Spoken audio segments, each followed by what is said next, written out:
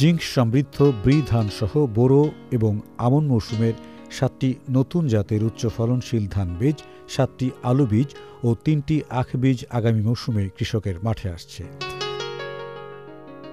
স্থানীয় বিজ্ঞানীদের উদ্ভাবিত এসব উচ্চ ফলনশীল জাতের বীজ ইতিমধ্যে অবমুক্ত করেছে জাতীয় বীজ বোর্ড NSB।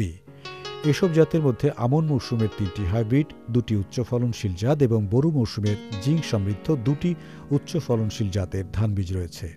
এছাড়া আলুর 7টি জাত এবং আখের 3টি জাতসহ 17টি ফসলের জাত কৃষকের মাঠ পর্যায়ে চাষাবাদের জন্য অবমুক্ত করা হয়েছে। ইসলামী ব্যাংক, সুখবর প্রতিদিন।